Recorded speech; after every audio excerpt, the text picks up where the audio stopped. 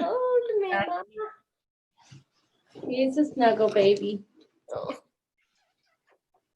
Love you.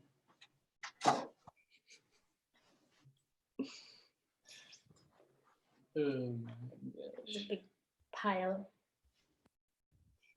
He's like, just hold me. Hold me, Mama. That always confuses me. He's a snuggle baby. Oh. Something is happening. Uh-huh. It's a He little went bit. back in time. Oh, Stevie. Hey everybody tuning in. Welcome to Quarantine Tonight. We're just working out the kinks here. We'll be live with a very impressive, wonderful show highlighting our lives over the last few weeks. We've had all sorts of ups and downs and stories to tell of life's tribulations. We hope you'll join Phil, Jenny, Melissa, and I here with Lucky in the one-up studios in friendly Bedford, Texas. It's Quarantine Tonight. Coming to you live. We welcome all callers. Phone numbers 925-726-3224. That's 925-SANDBAG. That's 925-SANDBAG. Brought to you by sandbaggery.com. My spin-off golf satire brand. Are you the victim of an act of sandbaggery? Go to sandbaggery.com and send your accused practitioner of sandbaggery a 10-pound bag of sand straight to their home or office and really humiliate them for having either a fake handicap or for cheating on the golf course. You can personalize these sandbags with the exact crime committed, and it's just the perfect gift for the golfer that gets away with everything and you want to call them out. So head on over to sandbaggery.com, or you can always call us via the Grown phone, sponsored by sandbaggery.com, 925-726-3224. As we get everything locked and loaded, Phil and Jenny join us from friendly Boston, Massachusetts. Would you say Boston is a friendly place in general?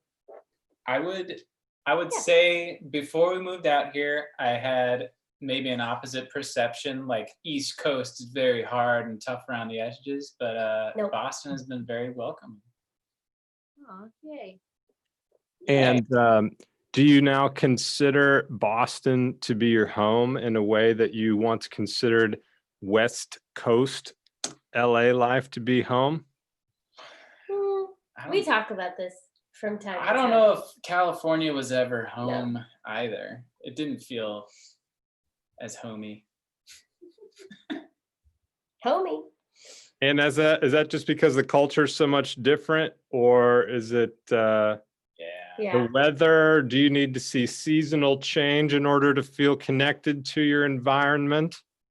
I would say the seasonal thing is definitely part of it. So Boston feels more like our natural habitat versus the 365 days of sunshine and high 70s. Boston, I mean, feels more like home. More like home. I wouldn't say it's home. We're not there yet. Still new. Still new, still figuring it out. So much has changed. We started out Quarantine Tonight during the this thing called the pandemic. We were kind of bored and we wanted to flex our creative muscles. So we're saying, hey, why don't we have our own live caller based late night show? And I can wear a shirt like this and get away with it. And Melissa can come in and tell us about what's going on in the world of cooking. Lucky can tell us the stories from his life on Planet Frugdon. And then Phil plays music sometimes, and we do movie reviews. Jenny's got hilarious, weird dreams. So this has turned into a bit of a zeitgeist show, and we haven't done it in a while. And so we're so happy to be back with you tonight. And it's, like I said, a live caller-based show. So if you want to join in tonight, the phone number is 925-726-3224. That's 925. What is it? 726-3224. Sponsored by. Sponsored by. Sponsored by. Sandbaggery. Sponsored by. Sandbaggery. And Sunflower Catering. That's right. That's right. That's right. It's been a long time. Ladies and gentlemen, so much has happened. Phil and Jenny moved recently to a new apartment. Their greedy piggy landlords transitioned their spacious 1-bedroom No, into wrong. their spacious 2-bedroom, Bedroom. into Wrong a bedroom. 4-bedroom. Bedroom. and It kicked us to the curb. we're gonna do finish the sentence for the rest of the show tonight.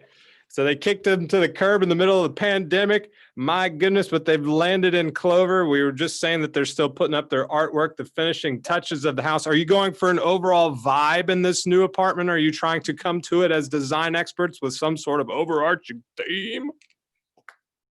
The overarching theme is get rid of old shit less that we stuff. don't actually like. Cleaner. I'm sure the time will come where you guys will clear out your lovely New Bedford, Texas house and be like, wow, I don't like this. This has been on the walls the whole time, but I don't like it. And we came to that realization and kicked a lot of stuff to the Goodwill or the Buy Nothing group I think we told you about one week. Mhm.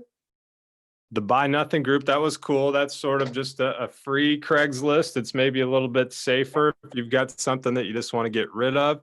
There's sort of a mutual accountability on these groups as opposed to Craigslist, which might be an opportunity for you to give something away for free and get hepatitis.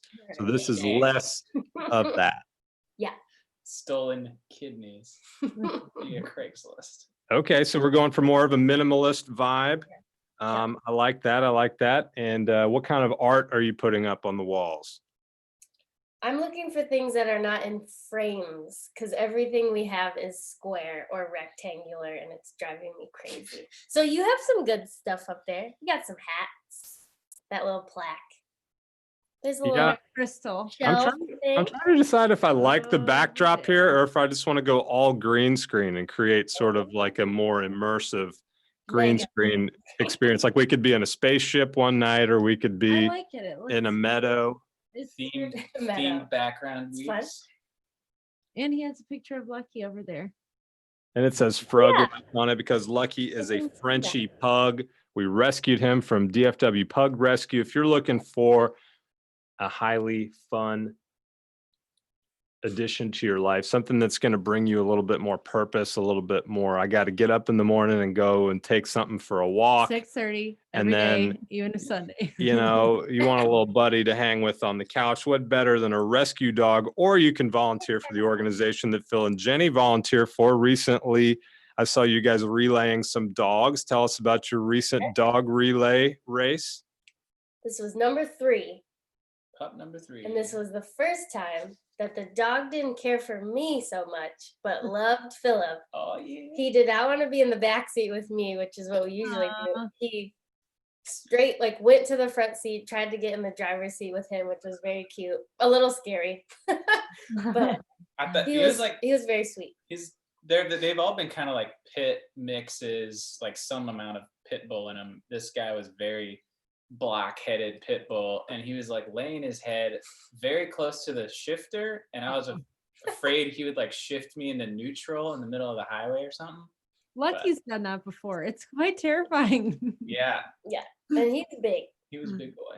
So zooming out a little bit, what's the name of the organization one more time that you guys relay these dogs to their new homes? The website is dubert.com. Dubert with 2 O's. Dubert Rescue Transport.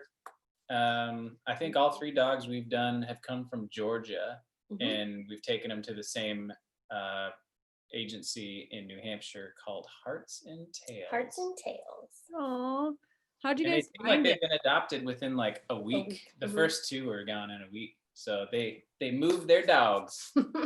Great. Nice. Inventory turnover on the dogs is very high. Melissa asked, how'd you find it? A volunteer group in Boston. I was looking for local stuff when we first moved here, and it came up in a search. Okay. And so what can you describe why someone would participate in this? Why do these dogs need to be transported? They're being picked up from kill shelters and taken to shelters that are going to help them get adopted that will not kill them. Or So- adopters direct. Yeah, or direct to an adopter, depending on who's doing the transport. But it's a good way to get out of the house, play with a dog if you can't have dogs like us, and save one of them. Win. It's a minimal It's like an investment. hour, It's couple hours. 4 hours of driving, and it's like, I mean, this is the overarching theme of like charity in general, but it's like your small contribution means a big deal in the big picture. It's like you get 10 people to do 2 hours of driving, you get a dog out of a kill shelter into somebody's home. Yeah. And heart. And they're all so sweet. Yes. What was this most recent dog's name? Randolph. Randall the Scandal, as Jenny called I call him Randall the Scandal. Because the scandal was he liked me. Did not like me. I love the picture of him sleeping in the passenger seat. He looks so blissed out. Like a little ball. And do they keep you updated on Randolph's new situation, or you can pass the baton? And I follow the rescue that we've been taking these dogs to, and I'm like Facebook friends with the owner. So she'll post when the dogs get adopted, and then she'll post like, hey, this guy got adopted, you know, like a couple weeks ago. Here he is with his new family, pictures like that, which is very cute. Awesome. Well, good on you.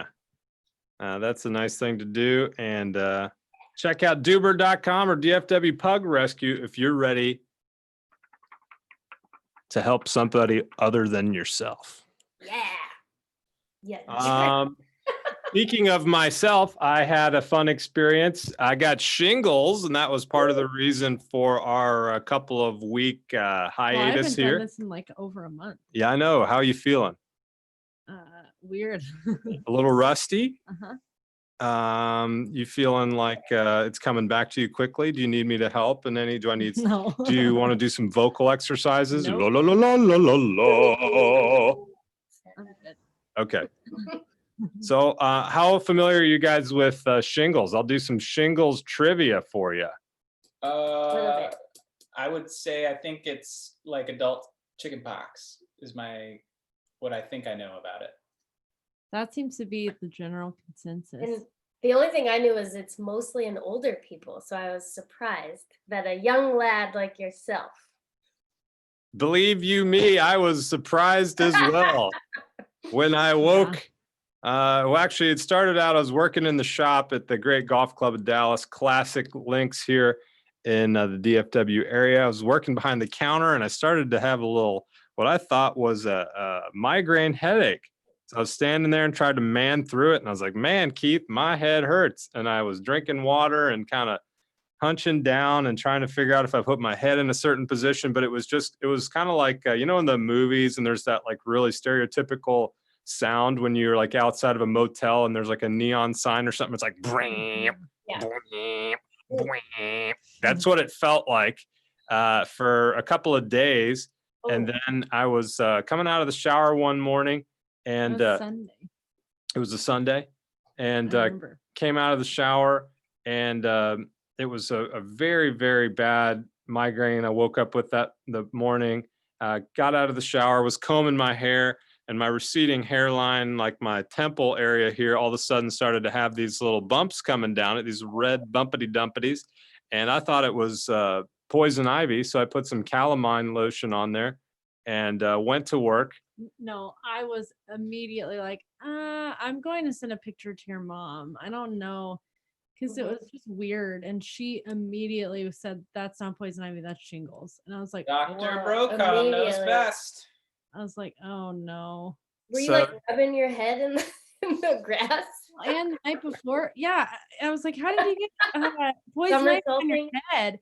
And he's like, well, from my hat. And I was like, well, did you use towels? Like, we need to wash all the towels. And it's like, this just sounds really suspect. But the night before, he had me look at his head, and I was like, well, it looks like a pimple. So we were watching those Dr. Pimple Popper videos.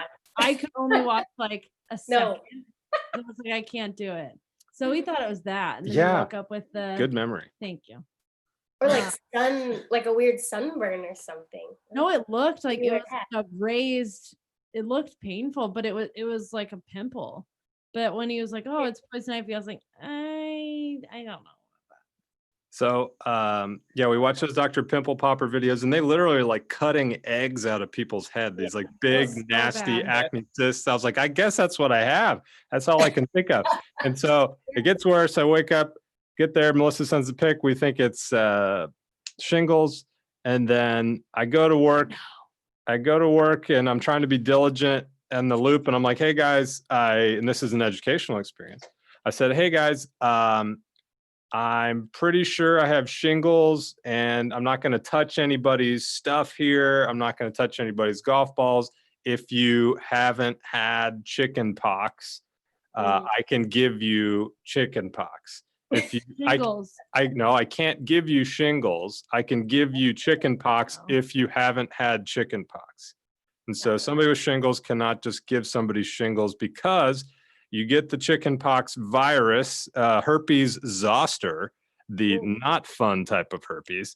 And Not you that get, any of them are. Yeah. and so this thing lies dormant in your system, and It then travels down your spinal ganglia.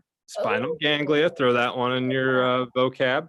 Gravel. And then there's theories that it sort of gets excited in moments of stress or something. So our going theory is that the early days of the coronavirus pandemic, when I was worrying about our fatality and our mortality would be the more appropriate word, and thinking about, do I need to go get a gun? Do we need to go to, the bunker? Do we need to do that? So maybe there was some like stress that had built up, and then that subsided. And then a couple of months later, perhaps there was a spike of stress, which caused my herpes zoster to wake up and travel down. And go zing.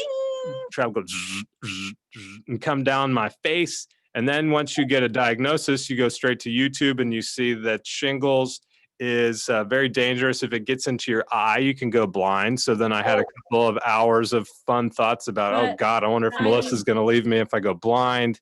And then you're more and more awful. I would never do that. What debilitating issue would I have to have for you to leave me? This is a terrible conversation. We're going to skip over that one.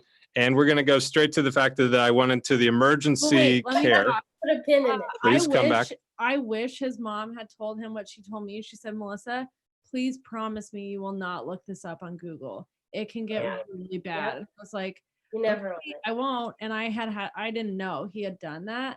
Oh, Granted, I had to confiscate his cell phone because he wouldn't stop looking at the damn thing and making his head hurt worse. It's hard now. I walked in our room one day and he was like, I said, give it to me. Give me the phone. Lock it up. The stress levels just compiling it makes it worse. Each article you read.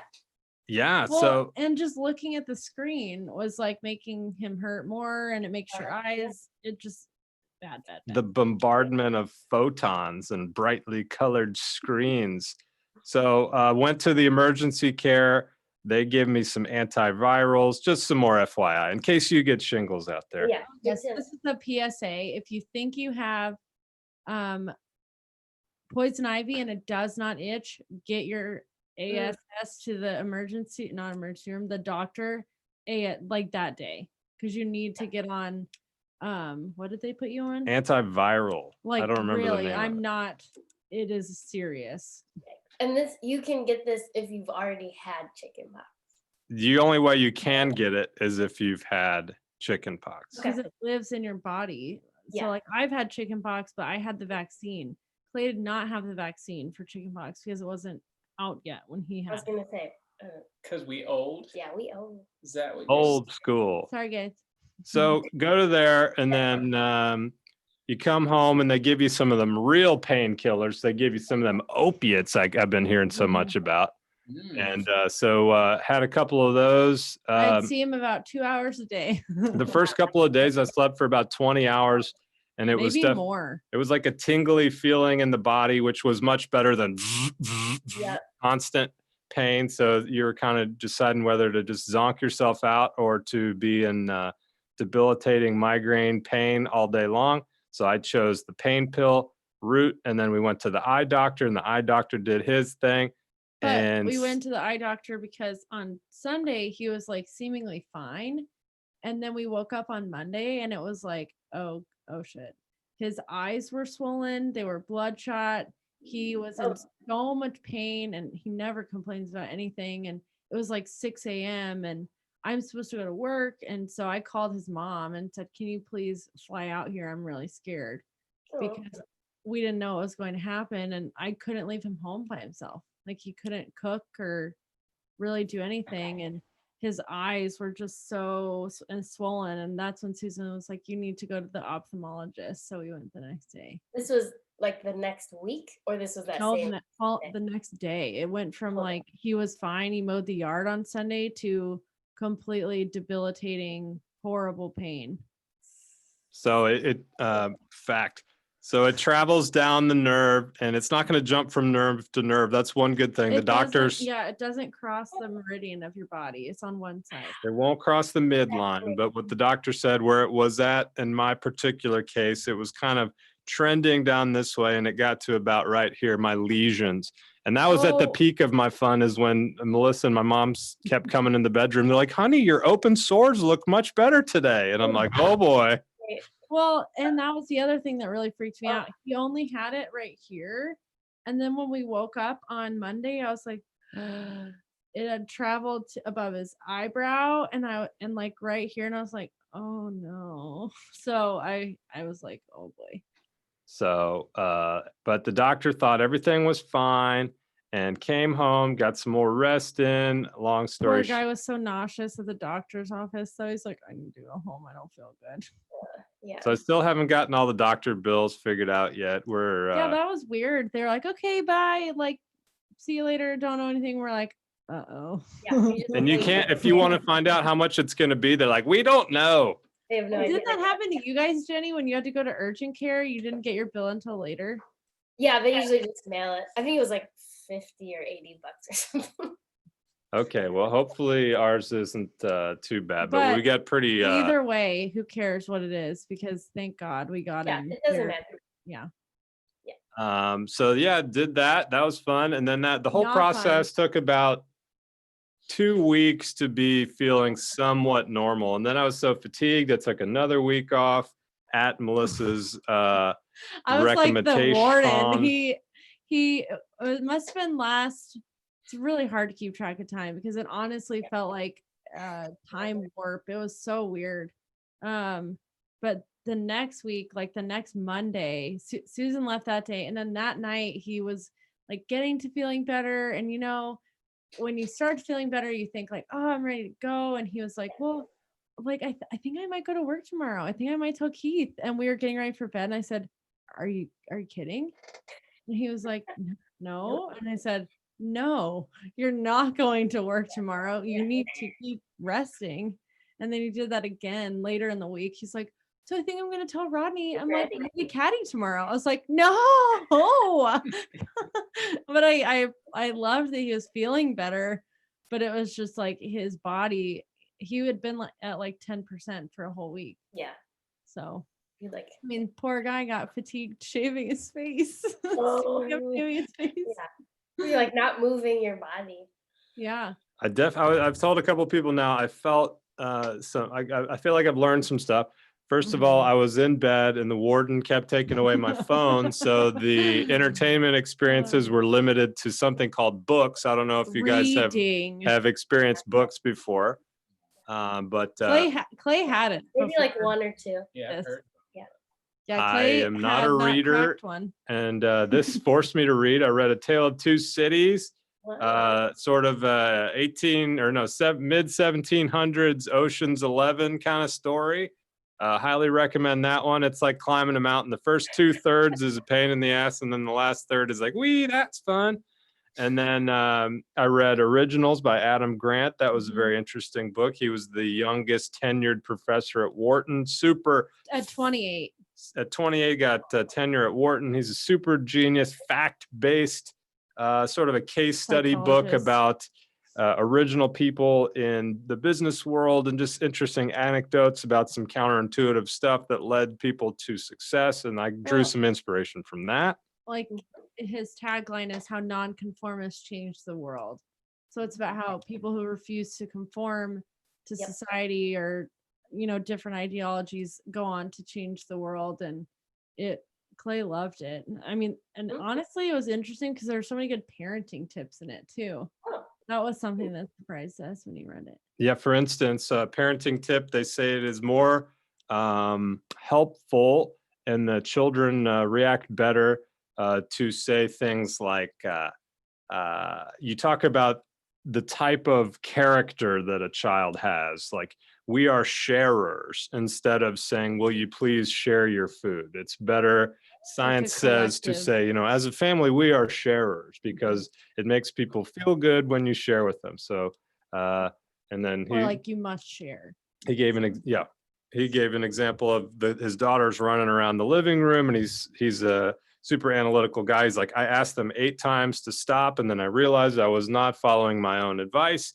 So I sat them down and I said, why am I asking you to stop? And they say, well, because you don't want us to run into your baby brother. And he says, well, do you want to step on your baby brother and hurt him? Of course we don't want to step on my baby brother and hurt him. Okay, well, in this house, we are walkers around the living room. And then for the rest of the time, they were like snitching on each other and policing each other to keep decorum going in the living room. Stuff like that. There was some cool stuff about business, some examples. The most successful venture capital firm has this super open, transparent policy where the CEO basically forwards every negative email he receives to the entire company, including ones like he actively encourages people to call him out. Like he gave an example of, hey, you were not present in this meeting. You did not show the enthusiasm that you needed to in front of these new clients. And I think that you lost $1 million account. So he sends that out to everybody. And it's like this active thing of like, if you are not snitching on your neighbor, it is seen as a bad thing. He has a quote, you're not allowed to have an opinion unless you're willing to express it. So it's an interesting culture, not so much of snitching. I guess I should rewind back on that, but there's this expectation that you're going to speak your mind. And there's a saying, they always say, don't bring me problems, bring me solutions. He flipped that back around. He said, bring me problems. He says, I want to know about problems with our company. He held things where there was like a kill your company exercise every quarter. They brainstorm ways to end their company to simulate competitors. And so long story short, check out Originals, check out A Tale of Two Cities, check out Super Attractor. Melissa sent me on over to Super Attractors, including the Choose Again method. The Choose Again method is a way of breaking bad thought processes in your head. So if you've got a negative thought train and you're getting depressed or you're getting anxious or whatever, it's recommended to become aware of that thought. That's part of mindful meditation. And then once you become aware of that thought, you forgive yourself for thinking that thought, and that just kind of gets you back down to a baseline. And then you choose another thought or another way to frame the situation. So it's a process to just get ready to deal with incrementally difficult situations and reframe them to be better. And then now I'm reading a feminist 1950s book called A Gift from the Sea. Melissa sent me that one. I thought it was a poetry book. It is kind of a poetry book. It's like a sort of a poetry / journal, I guess. I bought it for the cover art and I was like, oh, it's a poetry book. Here you go, Clay. And he was like, no, it's actually about a woman who wishes she didn't have to deal with her kids and could live alone. I was like, oh, okay. Sorry. No, I'm liking it. I'm enjoying it. I read like 5 books in like 2 weeks. And I'm like, damn it, I shouldn't have told him to read. He's blowing way past me. No, I'm loving it. It's a new tradition. It's way calming, and it was like the only thing I could do, and because everything else hurt. When the phone got taken. Positive outcome. Do you guys read? Oh no. Not since Harry Potter was a big deal. Guys, you gotta read. It's so It good. puts you to sleep. It literally. I puts me to listened to a lot of books when I had a long commute, but Yeah. especially now. You were good. Zero commute. Mhm. 0 books. Well, if you ever decide to change your mind, let us know. I think you'll like it. I was a very stubborn non-reader. Melissa kept nudging me, thank goodness. And I'm hopefully going to stick with it. Next book I want to read is 12 Rules for Life by Jordan Peterson. Oh, he also read Man's Search for Meaning. Oh, yeah. Viktor Frankl, creator of logotherapy. That was an interesting book. Holocaust survivor. He talked about sort of the mindset that helped him keep going throughout the Holocaust, as well as the many lucky things that happened to, help him survive. But then he came out of that and wrote all about logotherapy, which is a way for people to discover their purpose in life. And that's sort of the main thing, is that, people are either waiting to die basically, or they've got some sort of transcendental goal that they're working to, something outside yourself. Some people their meaning could be taking care of a loved one. Some people's meaning could be creating a great company. Some people could be traveling the world. You just have to have some sort of meaning. And that really spurred some thought, along with some constructive criticism from a good friend of mine, a lawyer friend, who's been working with me to help develop sort of my creative passions and endeavors in a more directed route. It's difficult for me to kind of write down what my purpose is on this earth, but I feel like the more stuff I do like this, the closer I'm going to get to what it is that I'm supposed to be doing. And I've been so impressed by Melissa's cooking. She's really ratcheted up to another level. But it's not just cooking that's your purpose, but you're trending towards this connection with people through cooking. And it's been inspiring to see that. And I've been working to try to change the way that I'm going to teach golf and kind of create sort of an entertaining golf infotainment experience. And so, Viktor Frankl's Man's Search for Meaning, I think that should be required reading for everyone. Big thanks to TJ for recommending I read that one. And it's really short. TJ? Do you guys feel like you have kind of come to understand your life's meaning at this point, your purpose? Don't know. Purpose. I mean, I don't want to get back on the whole personality quizzy things that we talked about. But Did you guys take the human design test? What? No. Oh, okay, sorry. No, it was what did we talk? It was one of the previous weeks we talked about the Enneagram stuff that my sister was big into. But it's like that you take this whatever test, and then it's like, all right, you're probably this number. Yeah. And I think like my number is like kind of like there's a pleasing other people, entertaining aspect where I feel like if I had to zoom out of myself and say like what would I want to do, like leaving this earth, it's like have just entertained people or made people happy, smile, entertain, whatever. Like leave people better than you found them. Mm-hmm. That's also better mood. Yeah, better mood, better connection, relationship, you name it. How about you, Jenny? Would you say something similar? You don't have to share, by the way. This is a deeply personal thing. I feel like I should think about it. I haven't really thought about it. It's a tough one to think. I know. We talk about stuff like this a lot, and it kind of stumps you. Yeah. But okay, well, that's fine. I understand. And I can't write it down either. I'm trying to play around with like this: educate, entertain, encourage. But if you want your whole life to be alliterative and fit into a certain kind of rhyme scheme, I don't know that that's the best. But I think I'm barking up the right tree, and I'm thankful in retrospect for the shingles because it gave me a time to pause. All I could do is read and think and meditate.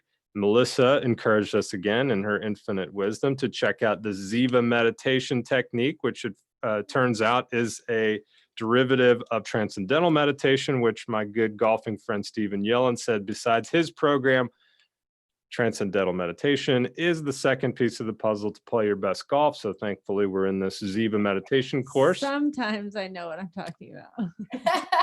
When I look back, I often I drag my heels on the things Melissa recommends a lot. And then whenever we make the decision, almost every time. Oh, it's always, I'm so glad we did this. And I'm just like, How does that feel? Sometimes it makes me want to pop you upside the head just because it took me a year to convince him to get a new mattress. And then we got the new mattress, and the first thing he's like, I'm so glad we got the new mattress. That is such a good impression of me. I really I'm so glad we got this. You were so thrilled. And I was like, oh, thank God. But it was also so funny because it had been a year of me telling you, we need a new mattress. We need a new mattress. And we just got new patio cushions on our outdoor furniture. And our other ones were like sun stained and cracky and just haggard, covered in bird shit. yeah, Nice. ugly as can be. And we got the new ones. And Clay said in the chair the first day, he's like, Oh, wow, these chairs are so much better now. And Yeah. uh-huh. That's kind of what we were talking about. It's like those chairs are just fine, right? Like they might be a little ugly, but they're cushions. But like upgrade them because you don't like them. So get Well, something. they were so stiff because they just played at them for the cushions forever, and the sun just damages them. So yeah, it's funny. That's exciting. And so it's funny how life kind of curls back in on itself, and you see these little like coinky dinks or, you know, happenstance or whatever you want to call it. So we were going down this transcendental meditation journey, kind of learning how to do that. If we want to give a quick, shall we give them a quick taste of how to try their own? I feel like we're talking too much. We're not letting Jenny and Phil talk. I want to away. meditation.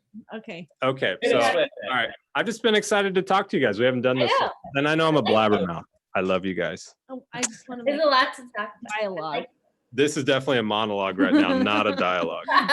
Later on in the Lucky's show. like, let other people talk. So transcendental meditation differs from muscle relaxation techniques. It differs from mindfulness meditation simply by introducing a very specific thing to say in your mind. People's eyes are immediately going to glaze over when I say this word, but they give you a mantra. And a mantra is not a magical spell. It is not a magical word. In fact, it doesn't even mean anything. They tell you not to pick one that's attached to a meaning, because then it'll take you out of the meditation and to the meaning. Very, very well said. You are intentionally picking a 2 or 3 syllable word that has no meaning in your language. Mm-hmm. So mine is bodhiyam. Bodhiyam. You say bodhiyam, bodhiyam, bodhiyam, bodhiyam. In your head, you're saying this silently. Quieter and quieter. If you have a thought arise, it's okay. It's just hold on to your anchor of bodhiyam, bodhiyam, bodhiyam, bodhiyam. And if you start thinking about something else, you don't have to go, oh God, I have to get back to meditating. You nicely redirect yourself back to the meditation. It's really interesting the way she teaches it, because you're not supposed to sit with no thoughts whatsoever. You're not supposed to shut down. You're supposed to learn how to function with the noise and not be so frantic. So as you very well said again, so as you are following this mantra, and this was something that was taught to the Beatles, it was all the rage back in the 60s. Again, it's no magic. You don't have to change your religion. You don't have to join a cult and move to Oregon to practice this. You're just basically boring your mind over time. You're sitting there for 15 minutes twice a day saying your mantra over and over and over and inquire. It's there, it's not there, it's loud, it's not loud. You're just kind of somewhat aware of it. You're not trying to block out the noise or anything. You're trying to just sit here quietly and hear this mantra. And if you are successful in sticking with it without diverting into contemplation, that's the biggest like off ramp that you're going to face, is you think about something and then you actively decide to start contemplating something without continuing your mantra. So it's like all of a sudden you're doing something that you didn't sit down and you didn't intend to do. So that's sort of a waste of your time. You got to carve out 15 minutes where you're going to bore yourself to death by saying this mantra over and over and over. And once you get very bored, you reach a bliss state, as some people term it, some people call it the universal consciousness. The director of the show that we've been watching, Twin Peaks, says it's basically an infinite well of stillness and an access point to the universal consciousness that lies within us all. And it's not like, he says, you don't go to this meditative state in order to get ideas. You practice going to this meditative state in order to be more receptive to ideas when you are walking around in your normal life. It's basically like a flush of your sensory overload throughout the day. They recommend doing it right when you wake up before you have breakfast and coffee, and do it again right before bed. Basically like to defrag your computer, to refresh, to get rid of all the bombardment all day. And I will say, I have had What, Phil? Shaking the Etch-a-Sketch. For sure. It's an Etch-a-Sketch shaker. That is a beautiful way to put it. And I've really enjoyed putting that into my routine. It's tough to stick to it, but I find I don't feel that bliss state every time, and that's not the goal. The goal is not to get to the bliss state. It's sort of a side effect and part of the process of doing it. But it does feel when you do reach that bliss state that it's a familiar place, like you've been there before. I find that my eyes are very still. It's not like I'm looking at anything, but a lot of times when I'm trying to get there, my eyes are kind of dancing around in my head. But you almost get to this place where you're sort of at the origin of thought and you feel like you are in command of the thoughts that arise. You don't have this noise that a lot of times your thoughts, you feel like you're listening to your own thoughts instead of thinking your own thoughts. So all of a sudden we're getting down to this very baseline level where every thought you contemplate is something that you choose to do. So check that out.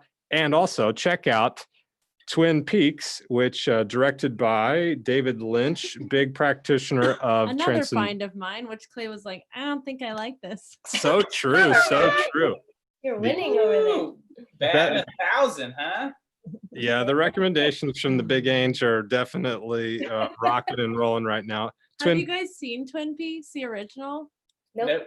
It is so freaking good. It is so weird, but it's a show that set the stage for shows like Stranger Things and the X-Files and all of these shows that talked about murder and the supernatural and all this different stuff. And it was on a syndicated network in the 90s. So it was like mind-boggling at the time. And it's just really, we're on the second season now, but we really like it. And just fair warning, some of the episodes are an hour and a half long. They're like a full feature movie, but they're really good. And there are a lot of characters, but it's not a show where you can't differentiate. You always remember who's who because they're all so unique. So we really, that's our. We're watching because there's a new one, right? And old one. Well, it's like a revival, so I can't say exactly why, but it's just a continuation basically. So, which, but we're gonna have to figure out how to watch it because it was on Showtime. Yeah, I was gonna say it's on something. Unwatchable. But Twin Peaks by David Lynch, big practitioner of TM. Highly recommend you check that out. Very good call by Melissa. It's a very trippy show. It's one of these things where you're not quite sure if we're going down a supernatural route or if this is just sort of multiple personality. Is it a dream? Is it not a dream? It's very, very creative, interesting storyline, very kind of eerie at times. There's moments when you're like, why the hell are you showing me this for 90 seconds? And then a couple episodes later, you understand something based on a small little reference. So just very fun. I think you guys would like it. Sounds up our alley based on stuff we. But it is a little, the way they filmed it, it almost seems like a soap opera because when the characters are talking, sometimes it's like do do do do do do do, and it has that dorky music, but it's all for a reason. He did it that way for a reason. So just like that was Clay's complaint in the beginning. He's like, it's like a soap opera. He's like, let's just wait. I really think it's going to get good. And it does, but it's like it makes it all the more endearing because you're like, oh, he really did such a good job on this. I love it. I really think it's so cool. It's it's inspired me to try all sorts of new stuff writing wise and highly recommend you check that out. Have you guys been watching anything that you recommend? We usually do like a new music and new movie Mondays. You guys got any thing you've been watching over the last month that we need to know about? Over the last month, well, we finished the eerie German show that was like Stranger Things called Dark. Seasons 1 and 2 were great. Season 3 they went for something a little more crazy, and I feel like it just lost steam, which is always unfortunate because you want it to all just be packaged nicely and finish what they started. You commit that much time to something, and then you're like, man. But you're like, I gotta finish it. I can still appreciate like how cool the first 2 seasons were, and then the third season, I feel like after each episode we look at each other like, this sucks. We weren't this like season excited. Yeah, is that on Netflix? That's on Netflix. And did But it you is watch cool. it with subtitles? We watched it with no subtitles, overdubbed in English. Oh, One of my friends chose to watch it with subtitles so that the mouth would make sense. I couldn't remember what you guys said, so I wanted to ask because I've heard a lot about the show, and some people watch it with subtitles, like Yellowstone too. A lot of people say they watch that with subtitles because they mumble. Yeah. Oh. I feel like lately I have a horrible time understanding accents on TV. Jenny can't handle the British. What did we watch? Theory of Everything. Yeah. We hadn't watched it. It was like the first moment where there was an actual conversation between him and like when they first meet. And I thought they were like not talking English at all. It literally sounded like gibberish. And I was like, what are they saying? And he was like, blah, blah, blah. And I'm like, really? I'm like, you have to rewind and put the subtitles on. I couldn't understand the word. But it makes me think of you with song lyrics. I'll always pick up on the song lyrics and Clay's like, what are they saying? And I'll tell him, he's like, wow, that's so deep. I don't hear the words, let alone unpack the poetry. So most of the songs I can do that. Go way over my head. So I was just thinking how funny that'd be in those British shows if they did like an American dub over voice for those actors so you could understand. Yeah. I mean, that's why that Dark show, like, I feel like people watch it in German with the English subtitles because the tone of the scenes are lost by the English dub overs. Or the translations. We finished that show. What did we watch? We watched some movies. Just movies. We watched The Greatest Showman finally. I don't know, like 5 years late. Yeah, a little late, guys. Is that the one with Christian Bale? No, Hugh Jackman. Remember they're the circus? Hugh Jackman and Zac Efron. And so good. And then we kept listening to the music, and I was like, "This is what everyone's been talking about." Yeah, songs are very catchy. Singing it like all day at work. That's exactly how I felt about Hamilton. I was like, I don't get it, and then I was like, wow. It was the same. It was like, okay, everyone's talking about it. I guess I'll watch it.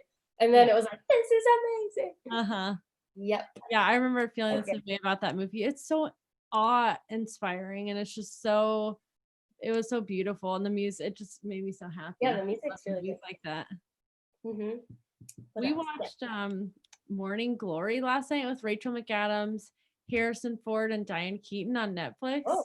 It is so cute. My mom was here, and we laughed out loud multiple times, like all of us. It had some really cute moments. It reminds me like a happier, not so like intense version of the morning show. Like it's about a morning show program and the co-hosts and stuff, and it was really cute. We liked that one.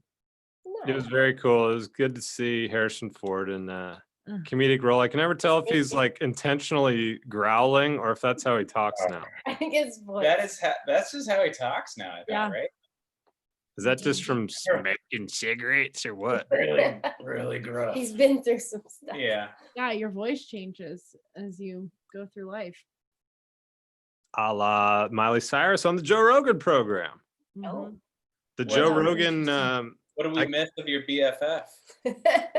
Man, I'm mad. I'm mad at him right now. We're beefing. not so sure that they're BFFs anymore. He said, I am upset with my boyfriend. I am upset with Mr. Rogan. He is just acting like there is no controversy about some of his more controversial shows being not transferred over to Spotify, and he hasn't explained why.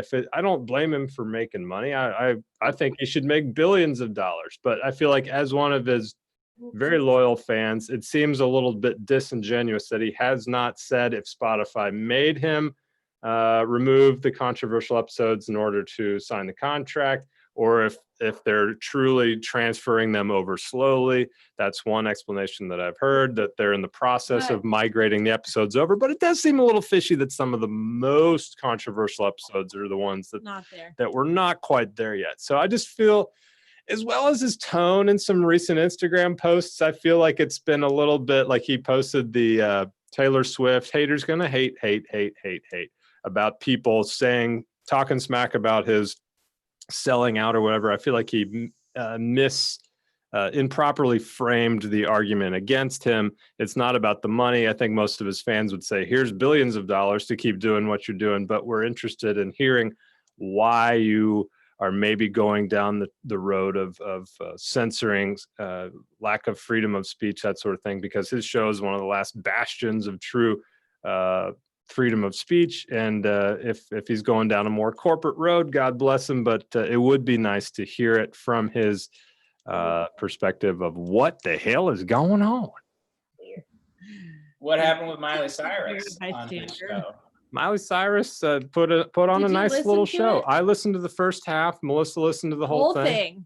It was I've never really cared for her all that much. She just kind of scares me, to be honest. I'm like, I don't know what's going on with her. I like some of her music, but oh my God, the girl is like a freaking Energizer bunny. He even told her, he said, do you work out? Because you need to. He said, you need to exercise these demons out of you because you have so much energy. But it was just really interesting. And she was saying how her voice has changed because now it's much more throaty and it sounds like really deep. And it's from all the drugs that she did. And she had vocal surgery last year. And she said everything she's been through in her life has affected the way her voice sounds. But it was a good one. At times you get a little annoyed with her because you can, like I was telling Clay, she's almost someone who seems to be delayed because she grew up famous. So she never got that, young adult experience. She was working like full time at 12, 14 years old or whatever. She said she would work 7 days a week. So it's kind of like you can pick up on her immaturity. Like she would ramble on about stuff that was kind of like, what are you talking about? But overall, it was really, it's only the second podcast she's ever done. So it's kind of like, an insight into her brain. Yeah, the first one she did was that Call Her Daddy one on Barstool Sports. And I listened to that one too, but I'm a little too prude for that show. It's just really out there.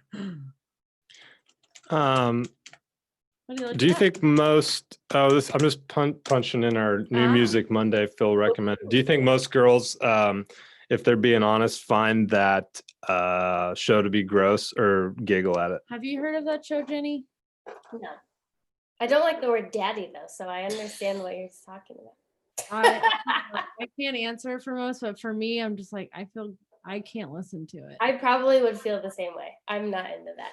Mm-hmm. What about the WAP song? How does that make you feel? Well, now because people have turned it into like funny things, like dogs dancing to that, like that stuff is now funny. But when I first heard it, I was like, what? Yeah.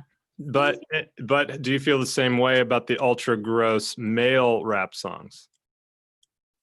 Like the all skeet stuff. Like the one that played at our wedding while the children were dancing. That's not weird. I mean, that's why not? I don't know. Isn't that so interesting? It's weird. It's like a weird double standard. Society has made you and I feel like we should just listen to songs about men's groins being sweaty and whatever, and it's not disgusting. But thank you, Phil. I don't know. As soon as a woman starts singing about her, it's like, oh my gosh, she's so disgusting. The whole world blew up about it.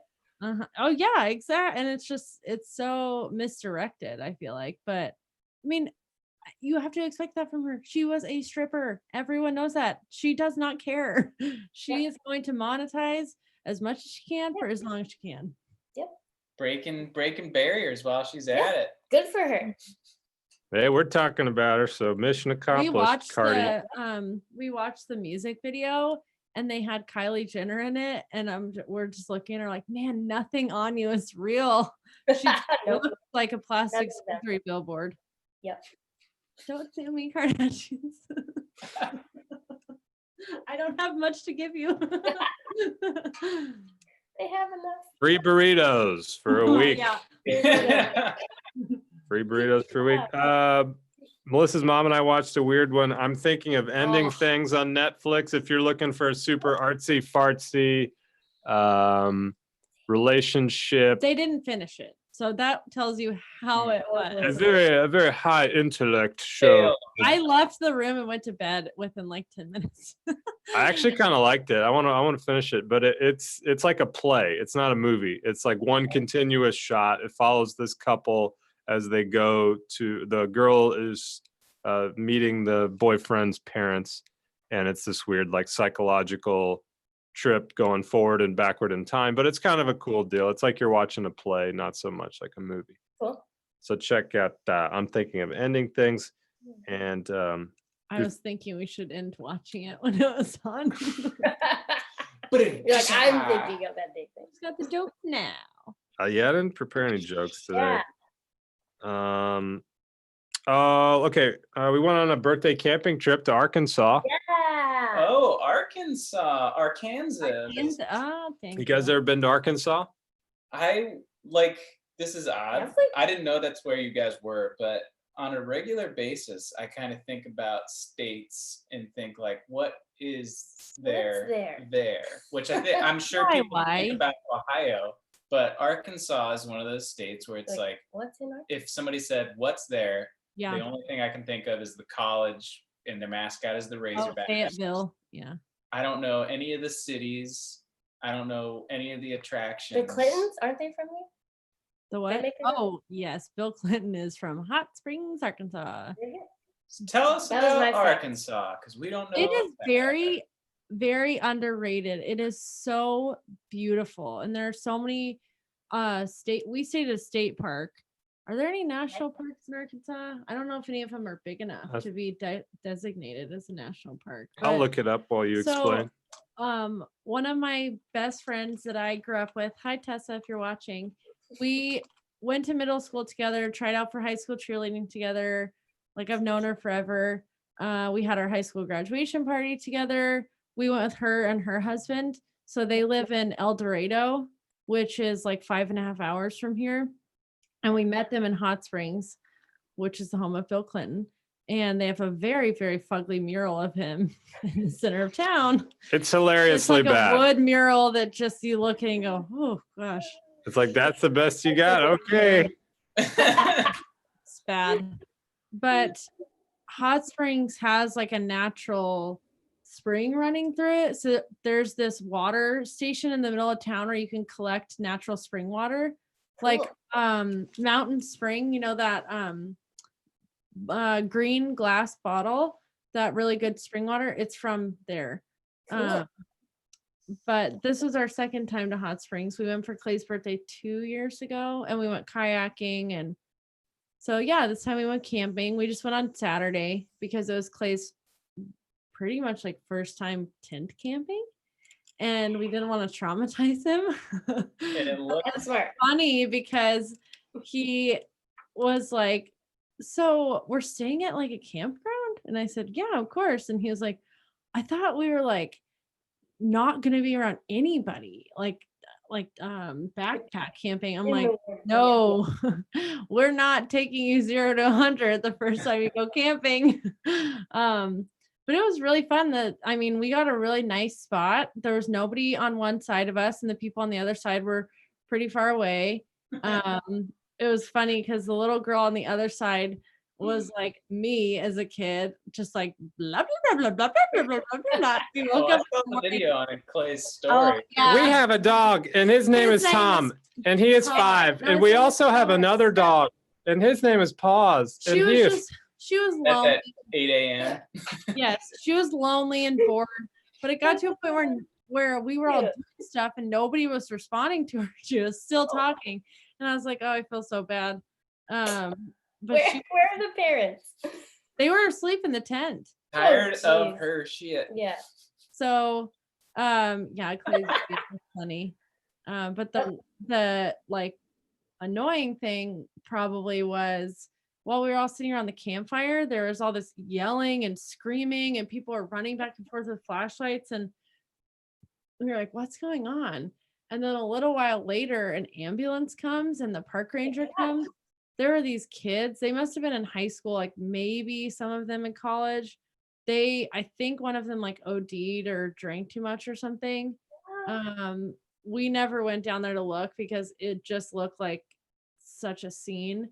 But my biggest concern was they had all these dogs with them. They had a big like Great Dane or Mastiff or something. They had a Chihuahua, and they had 2 like 8-week-old puppies. And none of them were on leashes. None of them were tied up. They're just running around their camp area, which, you know, they were better behaved than Lucky. None of them ran off. But I was like telling everyone, I was like, I really hope the dogs are okay. Like, should we go check on the dogs? Like, forget about the humans. They did it to themselves. But and then at like 1 a.m, someone drove through the whole campground, like blasting rap music. And I was just like, oh, really? Really? Yep. But I mean, that's just like Texas doesn't allow stuff like that. No riffraff, but Arkansas does apparently. But it was really fun. It was nice to wake up and hear the birds chirping, and we had really good food. Like, I appreciate that Kyle and Tessa like to cook like we do, because we weren't eating hot dogs and we had grilled chicken. You guys brought like a burner, or did they have grills in the campground? Did Kyle bring that grill cover? I think it was already there. No, there was like the horseshoe fire pit with the grill, and then he brought a cooktop to boil water for coffee. So he put aluminum like over the grill part and grilled like chicken and vegetables and bread, and we had s'mores, and it was really yummy. That's so fun. But I was gonna say.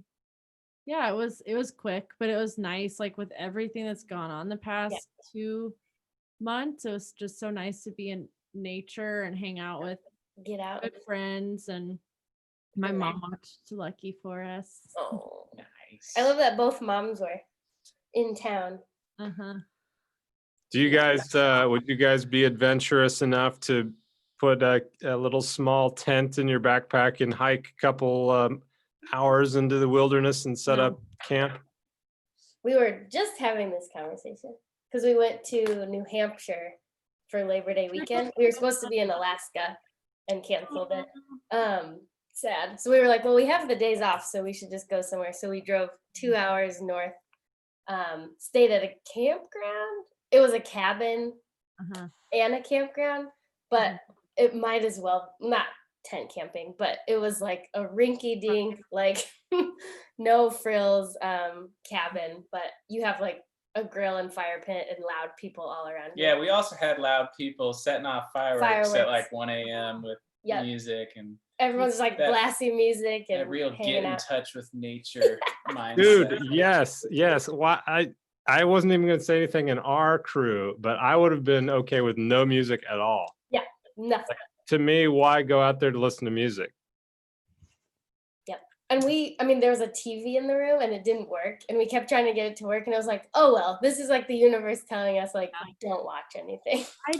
I don't think, unless you're really, really experienced, it's not safe to hike into the woods and stay by yourself. And that was what I was trying to tell him. Like, that's a whole different camping experience. It's just way, way, way different. I mean, there's no bathrooms, there's nothing. It's more quiet, but there's also bears and who knows what. So like I would camp, like you were saying, at a campground. I just don't love sleeping in a tent on the ground. But I feel like so many of my friends hike for days and days and days, and they sleep every night just randomly in the woods. I'm like, there's no way. I think we are used it over time. Like, it was definitely not comfortable, but it was only one night. And I was telling Clay, I said, humans are not meant to be comfortable at all times in their life. Otherwise, we don't ever challenge ourselves. But yeah, I agree. It's not comfortable sleeping on the ground. I was like, oh no, my back. Yeah. I mean, after 5 days in this cabin, like my back was killing me. I was like, this bed is terrible. It was a full-size bed, but it was like we were squashed. It was like an army barracks like bed. It was like metal, like old metal, like desk headboard material. And footboard. So you couldn't like stretch your feet out. We were just like, it was like we were in a coffin. It sucked. Did it have ultra sharp edges that you could nick yourself on? I don't think so. Not super sharp. I think I avoided stubbing my toe, but it just sucked. I like, give me a short bed as long as my feet can hang over the edge, I'm fine. Like if they're hanging over by like a foot, it's okay. But cram me in with like a footboard, F that. I thought from the picture that you posted of Jenny, I thought you guys were in Bar Harbor, Maine at Acadia National Park, and I was like, I wish. so jealous. I don't think Maine will let us in. Yeah. I don't think Maine's letting anyone in. Really? Yeah. Well, you probably have to get a test and then quarantine for 2 weeks, and it's like, well, then there's your vacation. Oh, I didn't know that. That stinks. So what forest were you in New Hampshire? We were. What forest? I mean, we were at Lake Winnipesaukee, which is apparently made famous by a movie called What About Bob with Bill Murray that we had never seen, but now we I have. had seen it. How was it? We had seen it. It's good. It's from like 1990. It's one of those like cult type movies. Like I don't know. Was it popular when it came out and then it gained popularity afterwards? I think so. Yeah. But it's funny. But we were like posting pictures, and a bunch of my friends were like, "Oh my gosh, I can't believe you're there!" And then they were just like sending me messages that said Bob, and I'm like, "What is happening?" Bill Murray. You're like, "Are my gifts. broken?"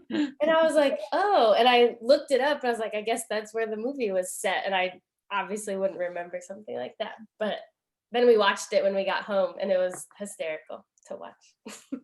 On Netflix? Amazon. I think we had to Amazon Prime. Yeah, like rent $2 it on for Amazon. money. Yeah.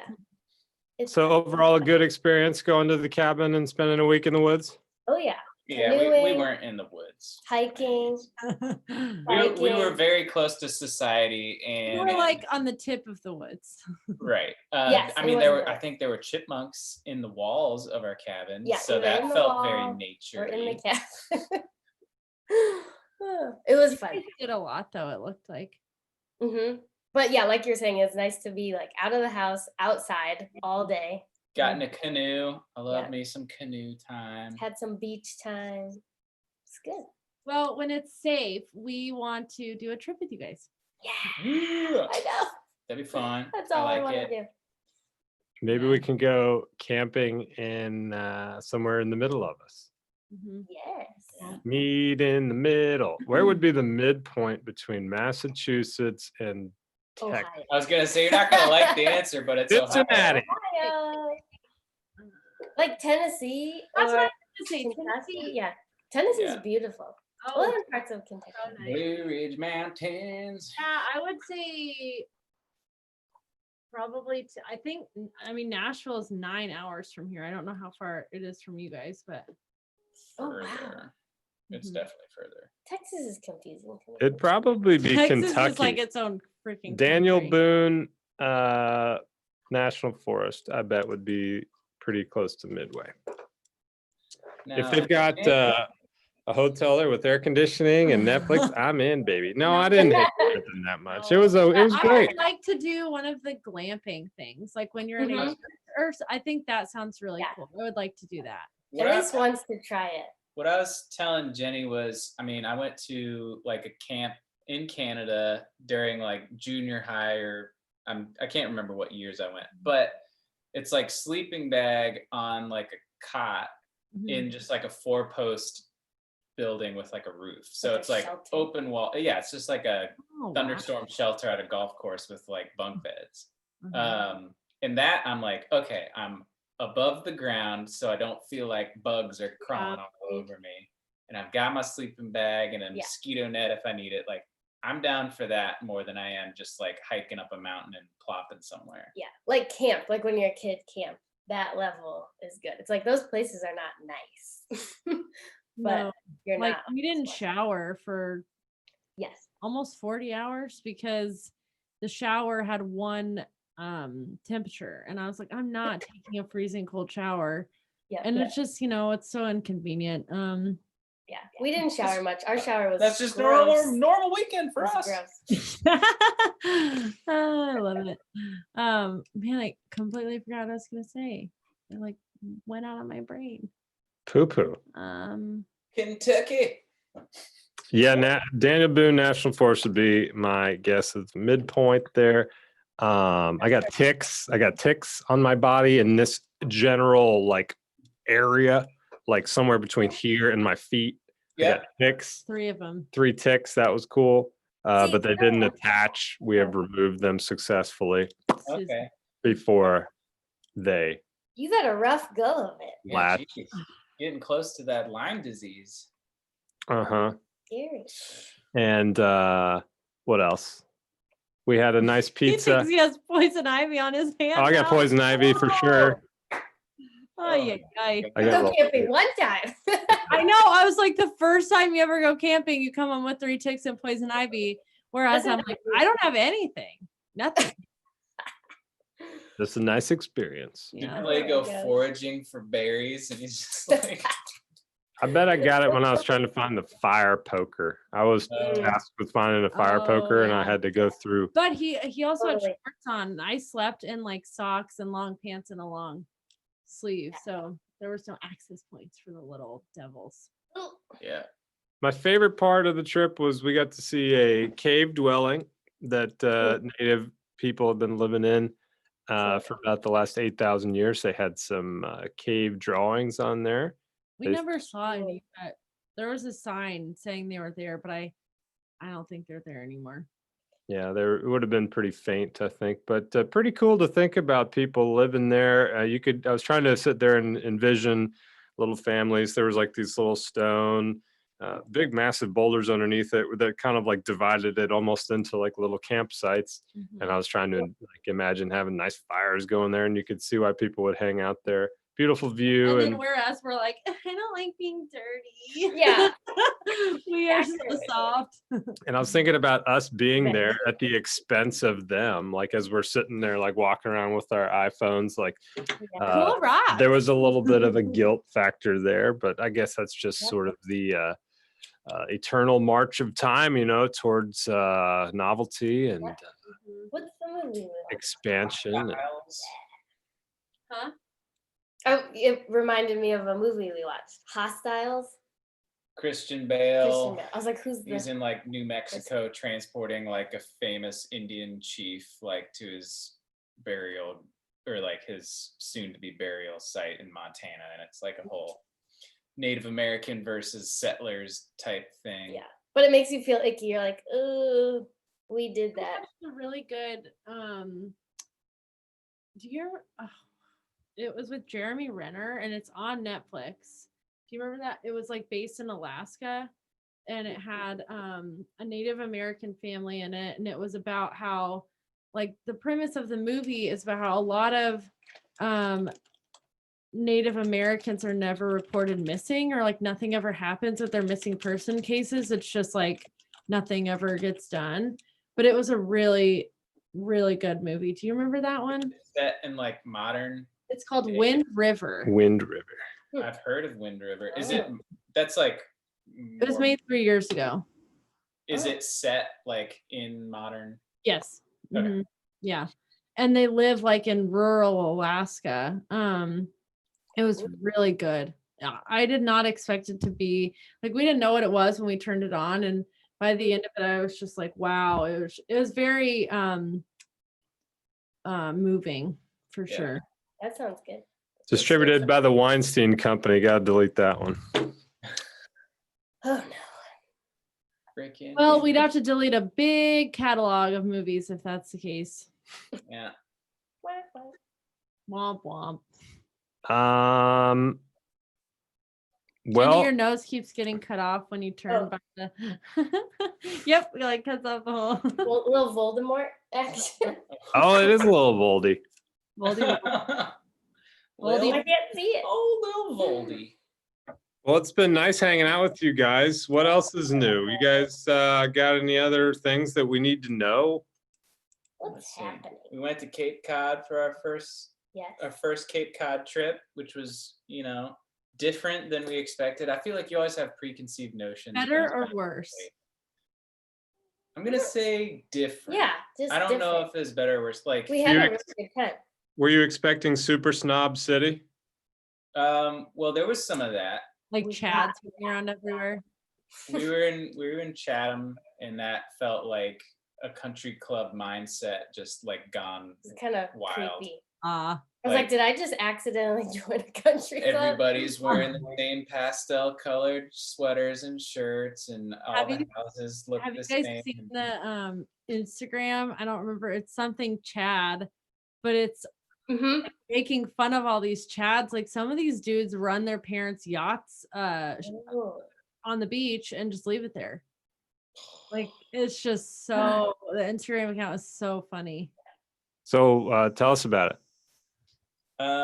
I mean, I expect any beach town to be overly commercialized. And I think a pleasant surprise about Cape Cod is you've got people in their houses in the neighborhoods, and then the street just turns into the beach, and then you're there. There's no bike rentals. There's no like kites and kitschy stuff. No hot dog, ice cream cone stands. It's literally like you're at the beach, which is near some people fortunate enough to have houses there, and that's it. It felt very uncommercialized, which was nice.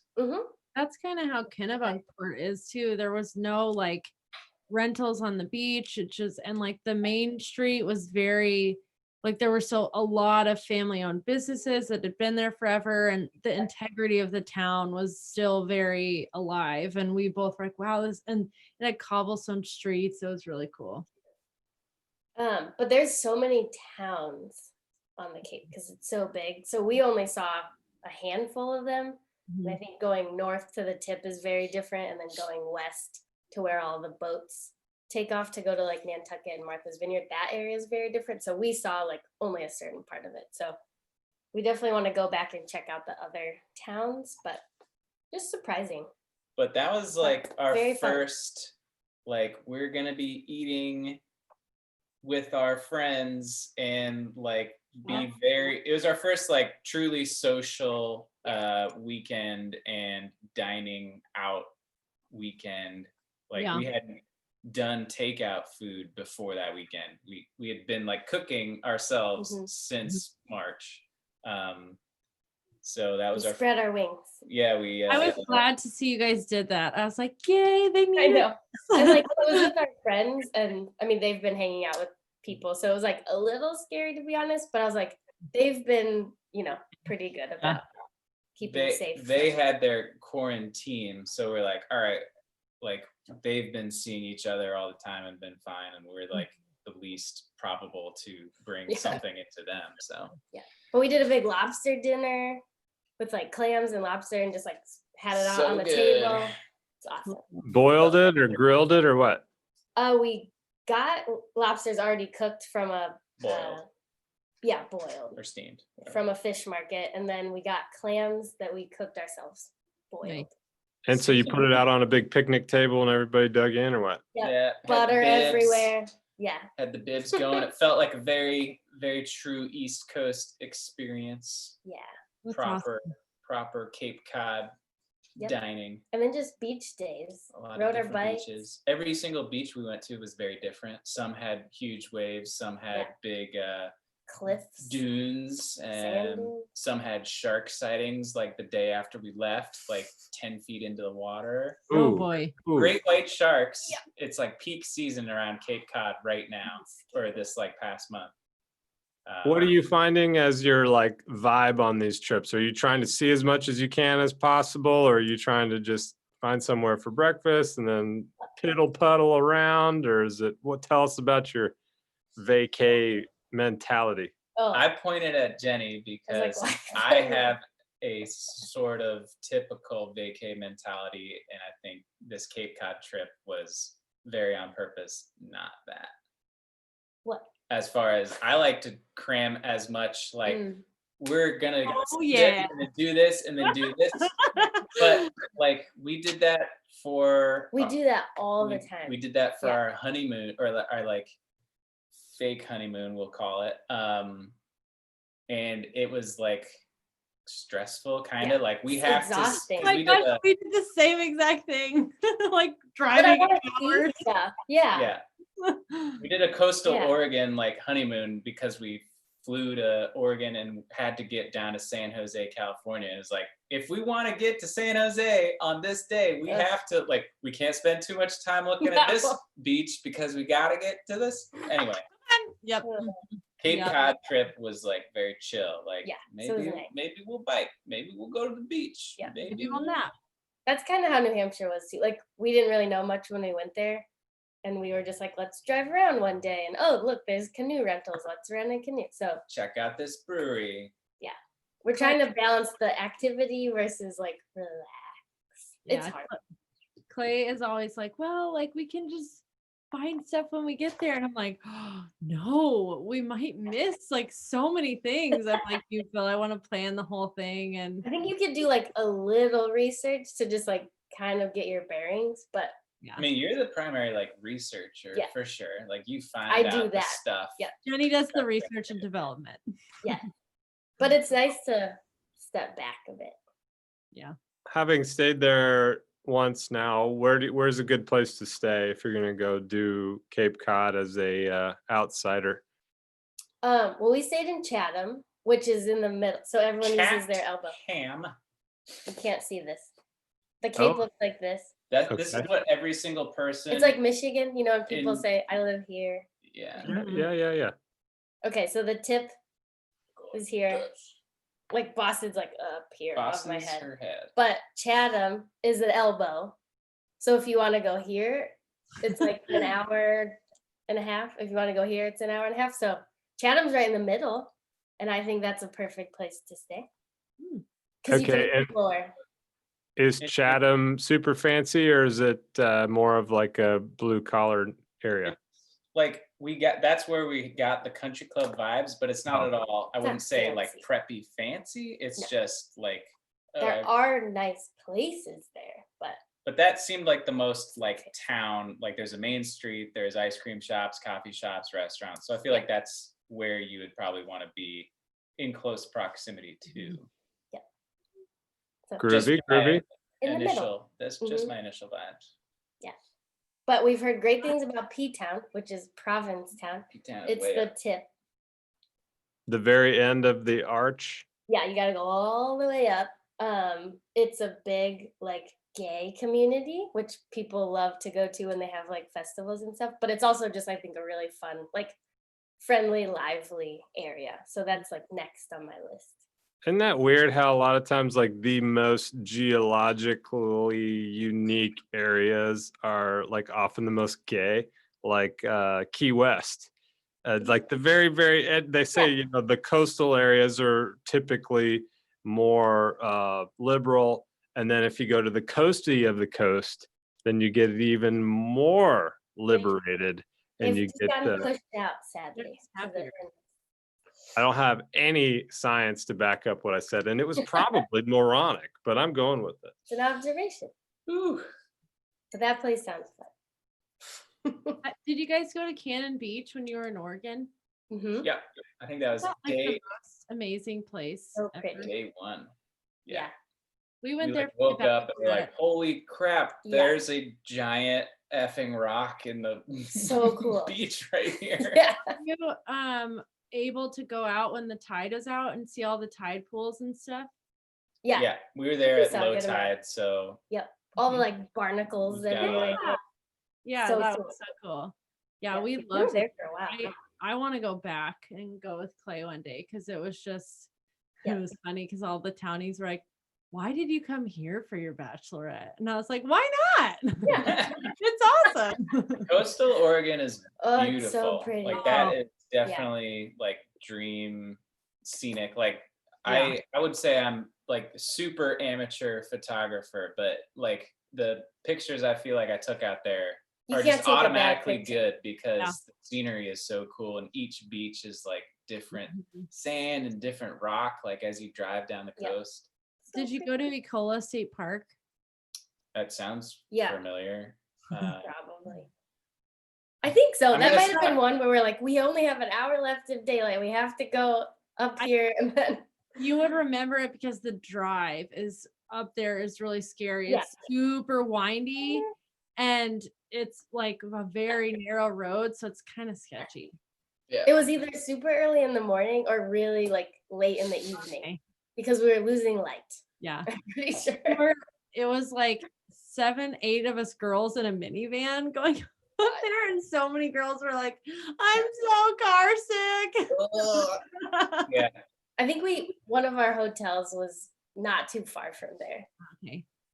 Nice. Yeah, I love it there. I would move there in an absolute heartbeat. It was just so, I loved walking everywhere, and I love, did you guys see wild bunnies while you were there?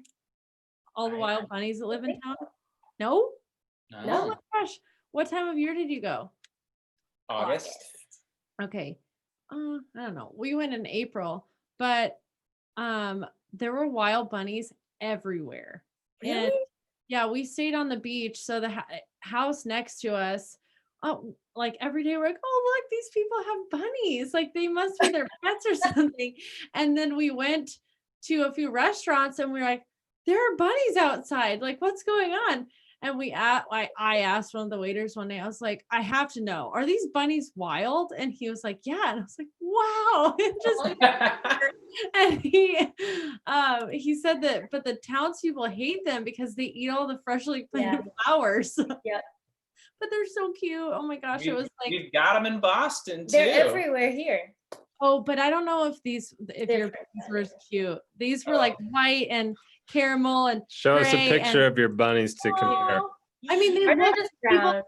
looked like people's pets, and they were just hopping around town. Like Cute. they were so cute. No predators, huh? I don't want to know. Like my friend Brooke was like, Melissa, what would you do? Because we saw a bunch of bald eagles while we were there. She was like, what would you do if a bald eagle just swooped in and took a bunny? And I was like, I don't even know. And then the last day we were there, we were standing outside and there was a bunny and a bird came by and I was like, no, and it didn't, but I thought for sure a bunny would hit. I would cry.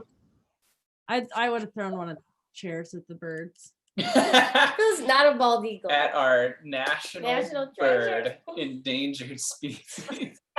Don't you take the money? I didn't say I would throw it at a bald eagle. I said a bird. Yeah, like like birds. I might not discriminate. Hate them. Speaking of disliking birds, Boston also has some wild turkeys that just free roam the city. Wow. Fascinating. We were on a walk the other day and one like scared the actual shit out of us because he was kind of like lurking behind a tree, and the last thing you expect is a sizable prehistoric bird to just be like in your path. And this is just like in an urban setting, or you're walking around a park in the middle of Boston? Not a super park. Urban. There's like a Instagram account called Only in Boston, and the Dunkin' Donuts by us. Like someone has a video, and I've walked past this turkey because it's really close to this Dunkin' Donuts, but she's like videotaping. She's like, hey, I'd like to get inside. Like the turkey is at the entrance of the Dunkin' Donuts, like on a very main street. Like I think I saw one of your videos of you took one of him just like casually walking across the street. Yeah. How bizarre. What do they say? Is that just they come in from the wild and there's no predators? I have no idea. I guess, like, I don't think we've got coyotes or mountain lions or anything like that. Because like I don't even know if someone could like catch it, or I wonder if you just have to let it go. Is it protected in the city? But that's like the wild bunnies. They're like, we don't know where they came from, but they're here now. Yeah, they're everywhere. And they're like in downtown areas. They're all over. Wow. A turkey walk around like downtown Boston. Are they aggressive or do they leave people alone? Like, have there been any? I don't want to find out. This is going to be my research for the night. I'm going to look up these turkeys. Okay. Are the turkeys in Boston aggressive? We need to know. I wonder if people like pick them up and eat them. Like you could. I was actually wondering the same thing. Come Thanksgiving, I bet that population goes. I feel like I wouldn't want, like, I don't know what turkeys eat, but I feel like he's probably eating some trash. Dunkin' Donuts. He's eating cigarette butts. I'll take a nature turkey. But let's think about it here. We're not necessarily getting the best turkeys anyways when we buy them because they're fed garbage and they're genetically modified. So this guy's free range. City turkey might be eating free range city turkey bugs and who knows what. Yeah. So just a thought. No, I like that thought. I had a flash memory of working at the golf course in Chattanooga, and one of the caddies hit a turkey on his way into work. It was like a mile-long driveway, and he hit it, and feathers were everywhere. He stuffed it in his like old beat-up Civic, and then put it in the fridge in the caddy shack, Oh my god. and then took it home. Why? So the Oh, fridge had lots of blood and feathers in it. He didn't clean it? He took it home and cleaned it, but he had to No, go he to didn't clean work. the fridge? No, Oh my not gosh, that is sufficiently. terribly rude. Not it- not at all surprised at a caddy shack. Did it taste Eat good? Chattanooga, baby. Did it taste bad? I guess it's more of a country turkey. Oh my god. Well, maybe what you can do, Phil, one of the next times you see a turkey, you can try to interview it for Quarantine Tonight. Ask him what his diet looks like, if he has any aggressive tendencies, chase Yeah. it down the How's street. city life? Oh What's my your favorite gosh. donut? I'm You're a on the streets of Boston interviewing for Quarantine Tonight. Can I have a few words? You should do it. That would be funny. Oh my god. So weird. I can interview the wild cats in our neighborhood. Oh man. They That'd could be good. Quarantine can be Tonight in our- the wild. Crazy cat lady correspondent, Yeah. Yeah, Phil can be the turkey whisperer, I think a better name. turkey talk. The gobbler guy. The gobbler guy. Yep, that's what I want to be known The as. gobbler. You should have a full headdress, Yeah, like, paint your face. Okay. Going all out.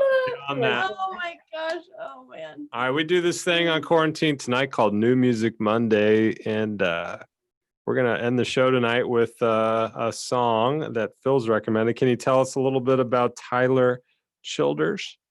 Tyler Childers. Where'd you find this? So I think I've stumbled upon this New Music Monday artist via maybe NPR Tiny Desk Concert, as I seem to find a lot of artists from.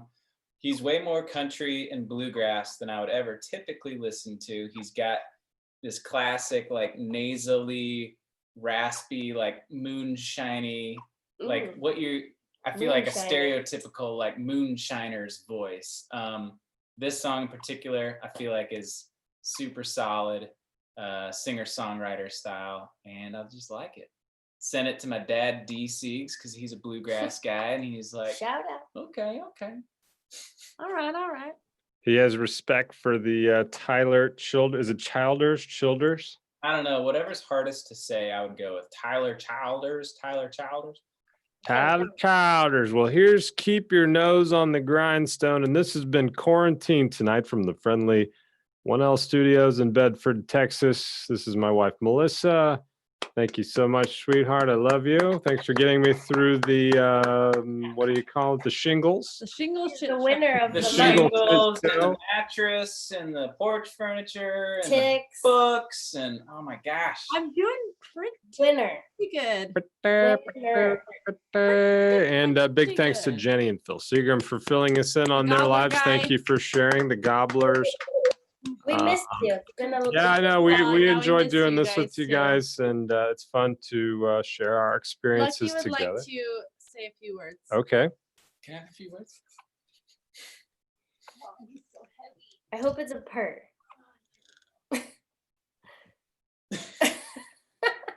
Good night and good evening.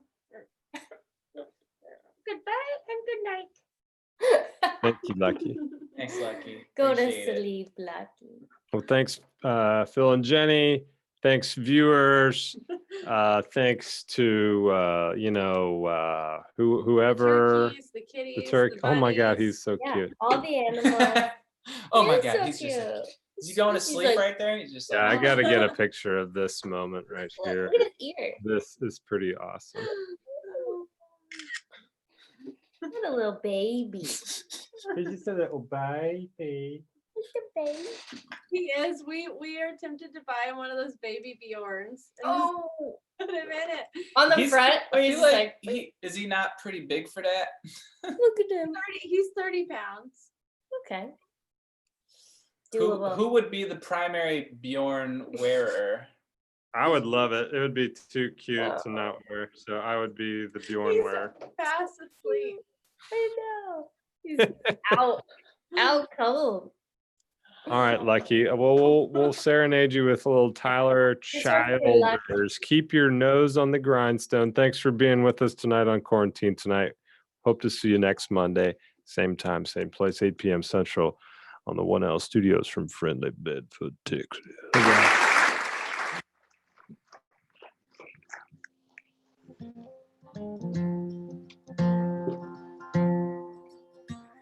Daddy worked like a mule mining Pike County coal till he messed up his back, couldn't work anymore. He said, one of these days you'll get out of these hills. Keep your nose on the grindstone and out of the pills. See, the ways of this world will just bring you to tears. Keep the Lord in your heart, you'll have nothing to fear. Live the best that you can and don't lie and don't steal.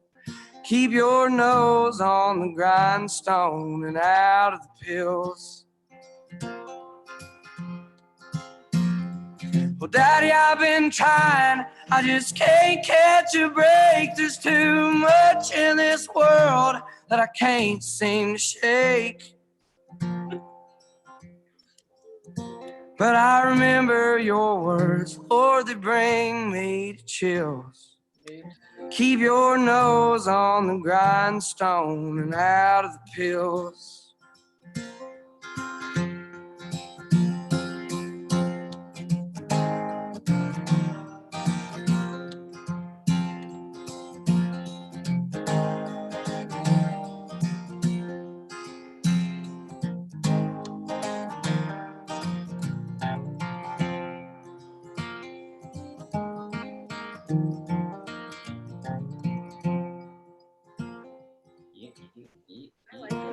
Keep in mind that a man's just as good as his word.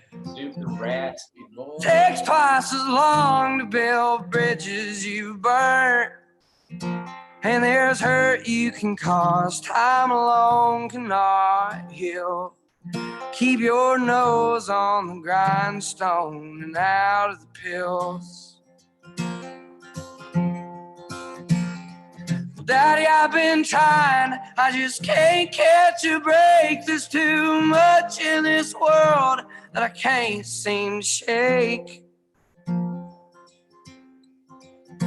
But I remember your words, Lord, they bring me to chills. Keep your nose on the grindstone and out of the pills. Keep your nose on the grindstone.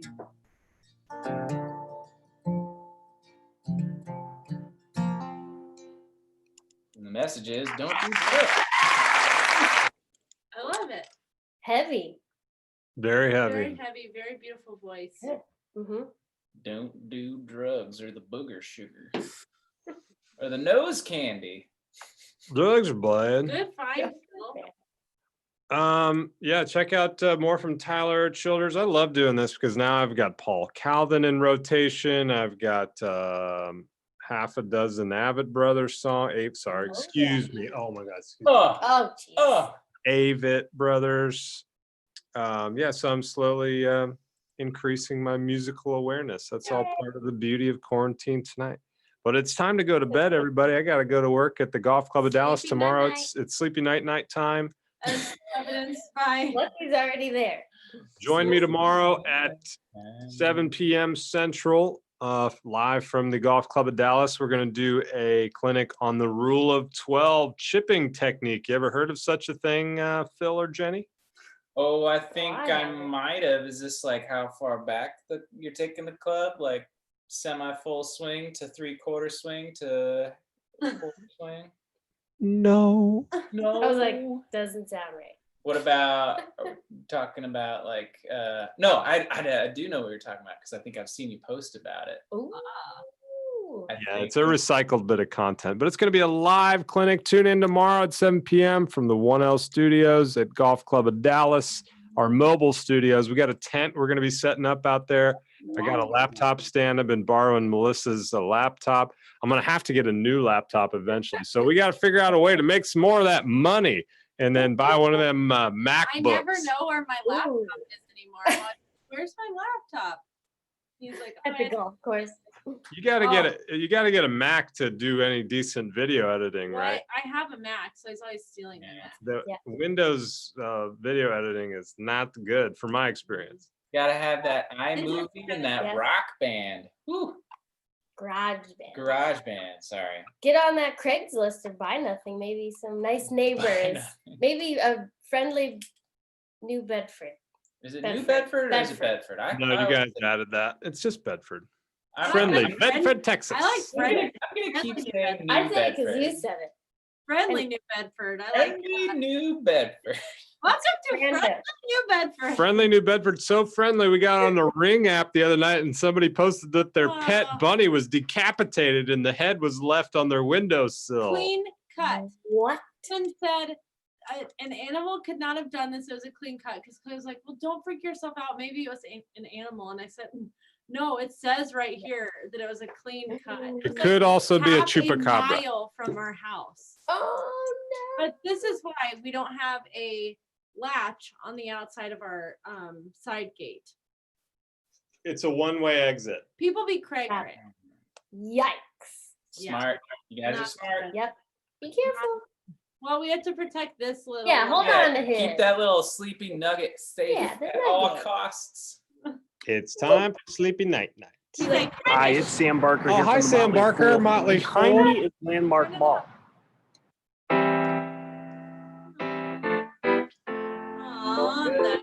La la la la. How come? When can we expect the next Phil Seagram musical performance? Are you putting up the soundproofing and the? Soon, says Jenny. So soon. We'll There's. figure it out. We would like Uncle Phil to serenade him. Yeah. All right. I'll test the new neighbor. All I right. have to take a picture of him from this. From that angle. Yeah. Night time.